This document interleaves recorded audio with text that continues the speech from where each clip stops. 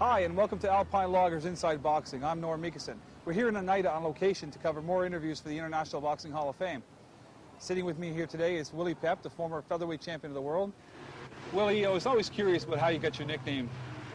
Well, you know, my name is Willie Papaleo, P-A-P-A-L-E-O, Papaleo.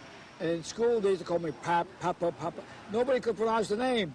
And they called me Peppy, and that's how I got the name, Willie Pep. So about the nickname Willie-O the Wisp? Willie Wisp, the newspaper man in Hartford gave me that name. Okay. Let me run some stats down on you. You were born September 19th, 1922. Right. And you began your professional career in 1940. No, I began my professional career in 1939 or 40. I'm sorry, you're right, Okay. I'm sorry. I can't dodge it down, Norm. You know what you're talking about. At the age of 18. Yeah, I was 18. I was 18, but I began my professional career when I was 17. 17? Yeah, my first professional fight when I was 17. Okay. But what's the difference? You had 54 wins and no losses. 62 in a row, and then 62, I got beat. okay. 60 then I got the 63rd. I got beat by the lightweight champion of the world. I fought out of my class. Then I won 73 in a row. Jeez. Okay. I won the championship of the world, my 54th straight win. Oh, I see. Okay. Right. And you fought Chalky White. Chalky White. Can you tell me about the Chalky White fight? Well, he was a great champion. He knocked everybody out, but you know, if he don't hit you, he ain't gonna knock you out. So I made sure he didn't hit me. I boxed him for 15 rounds, and as long as I didn't get hit, I didn't get hurt. So I won the fight. Like I say, now you've had so many. I think you hold. Like say, you hold a record. 229 wins. Nobody ever won more fights in the history of boxing. And in doing so, you've had many successful title defenses. Oh, I defended the title about 11 times, off and on. Off and on. And look over my research. On January 8th, 1947, you had a very serious accident. I cracked up with a plane. I was champion of the world at the time. I was flying up from down south. I was in Miami. I was coming up to Connecticut. I cracked up in New Jersey. I was off 6 months. But they told me I broke my back and broke my leg. And they said, Willie, you won't be fighting for a long while. 6 months later, I was boxing. I got very lucky. I did well, and I was on my way again. But I wasn't supposed to fight ever again. It's amazing. The good Lord took care of me. That's really right. Did. He really did. Okay, so what I've got, is you came back after your accident and you fought Sandy Sadler, your old nemesis. He's a tough son of a gun, Sandy. He gave everybody trouble. He gave me a lot of trouble. He beat me a few times. And I think your most famous fight was Sadler's. Was it 1949 when I beat him? Yeah, you beat him. Yeah, I beat him the second time I boxed him. 15 rounds. It was the hardest fight of my life, and I managed to beat the guy, but he's a great champion. You know, how many years did you box? Age 2. Oh, I think I boxed just approximately. How many years did you box? About 10 years. 10 years? Just about. You boxed as an amateur too a few years. That's right. Sandy and I boxed each other 3 or 4 times. I don't want to remember, but I have to tell you about it. We were both known as very colorful fighters, Sandy and I. We used to bleed all over the ring. Very colorful. I don't know, whenever I go to a party, who do they put next to me? Not a beautiful girl, my wife.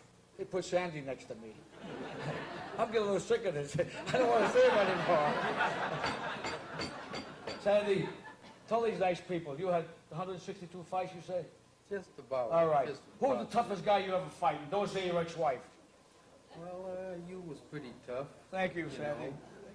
And you fought all the great lightweights and welterweights of our time. You know that. You fought a lot of great guys. Right? Yes, you're right.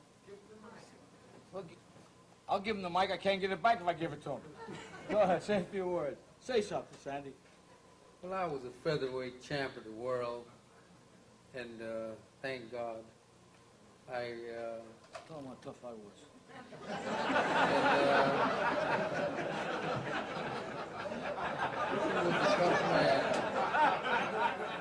It is. I'm only kidding. Sandy was a great champion.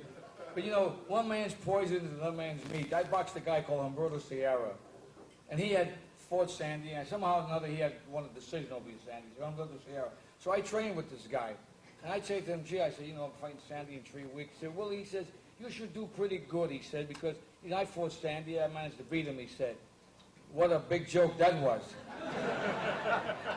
Anyways, any questions you people want to ask Sandy and I, speak right up. Now, you had 162 fights? I only had 242 fights. Well, And I'm all right. And I'm all right, Sandy. No, I'm all right until I hear a bell. I believe I had just about approximately right in the 200s. 200, you got that many fights, huh? Yeah.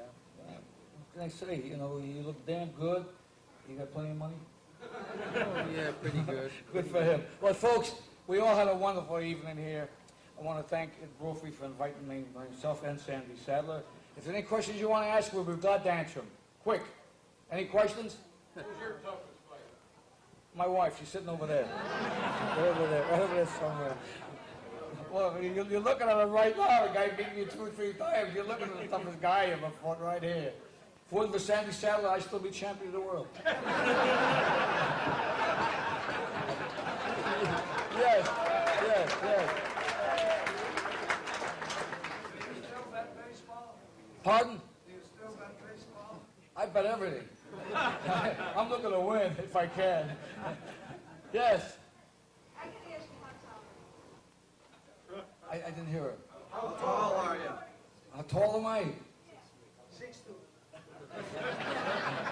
The last count was 5'6". That was the last count. And you know, I want to thank all these great fighters up here for being here tonight because they're going to make wonderful actors. I'll tell you, they're all great actors. Yes. Any other questions? Don't change the subject. Say that again. Don't change the subject. How tall are you?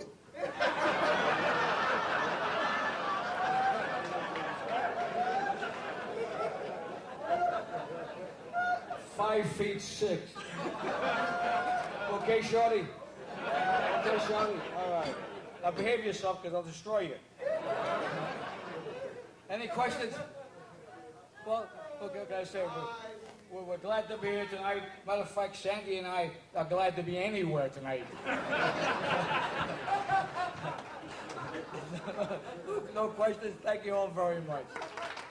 You know, styles are very funny.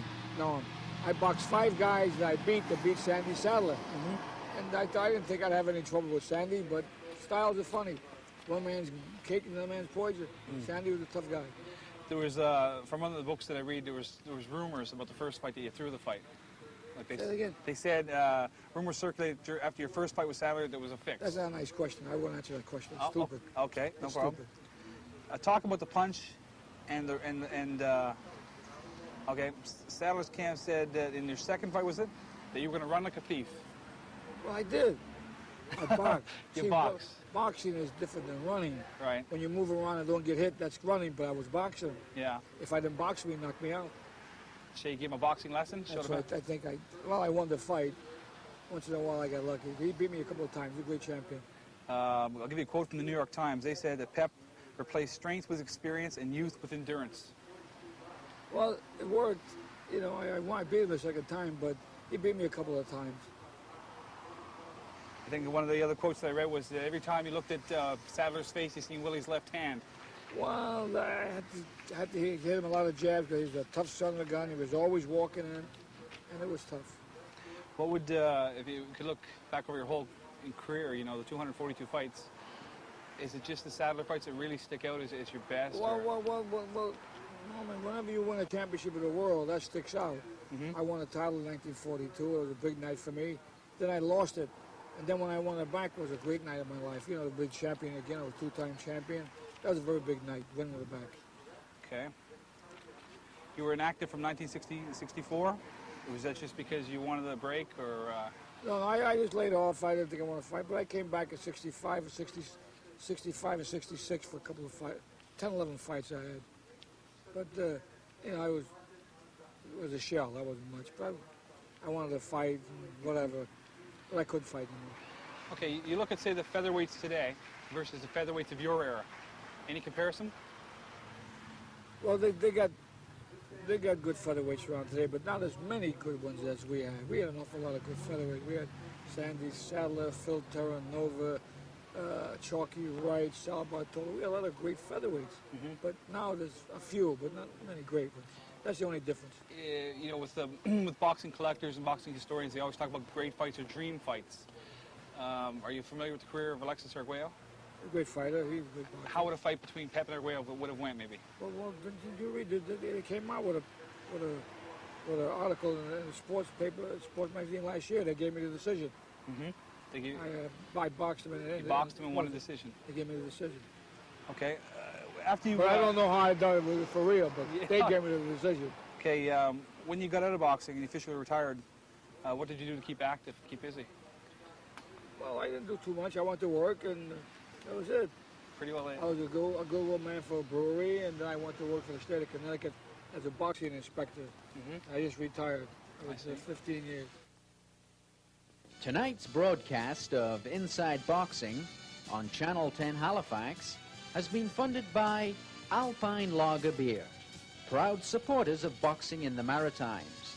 This one's yours.